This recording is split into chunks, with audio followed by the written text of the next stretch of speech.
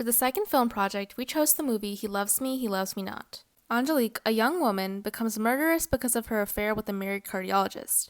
Even though her friends warn her, she goes to dangerous lengths to be with her lover. Around halfway through the film, the audience finds out that she is not actually having an affair with a cardiologist, and that this relationship is all a delusion. We see what their real relationship, or lack of, looks like from the doctor's perspective. This movie is a French film released in 2003. The film is set in Paris, France during the early 2000s. The hospital that we see the doctor work at appears to be large, modern, and filled with technology, and the views on mental illness are not significantly different than those in the West.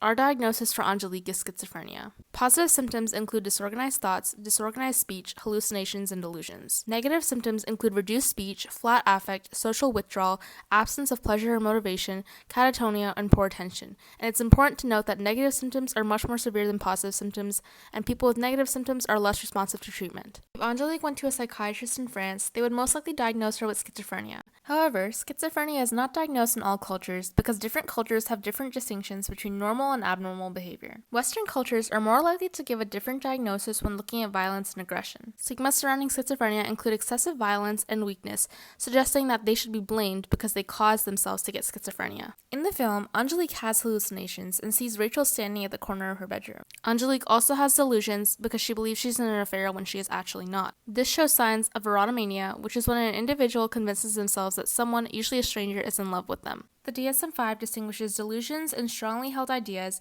by the degree of conviction they are held, despite opposing evidence. One symptom that Angelique does not show is poor attention. She actually pays excessive attention to all the details around her, including two-word conversations with her quote-unquote lover. This indicates how heightened her attention is. The DSM-5 explains that inattention and hyperactivity are often seen together. One study shows that individuals with schizophrenia make fewer correct responses and take longer to respond when tested on attention-based tasks. A proposed treatment plan includes second-generation antipsychotics and ECT.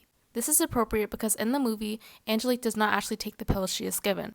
Second-generation antipsychotics have lower risk than first-generation antipsychotics. In ECT, a small electrical current is passed through the brain, relieving electrochemical imbalances in the brain. One possible concern with this treatment is that it might be forced upon patients in healthcare settings that have less guidelines or requirements put in place.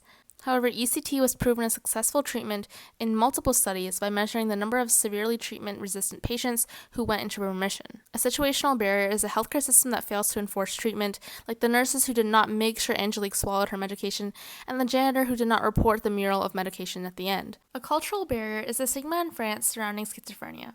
The film exaggerates the aggression schizophrenic patients have, as Angelique murders multiple people. She's shown to be murderous and cunning, and she never feels remorse. However, the film accurately portrayed a false sense of reality often experienced with patients with schizophrenia.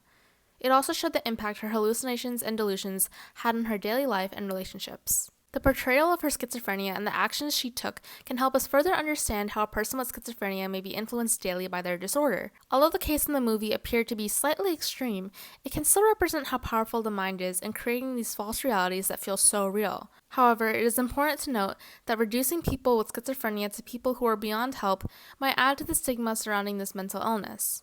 Here are our references. Thank you so much for your time.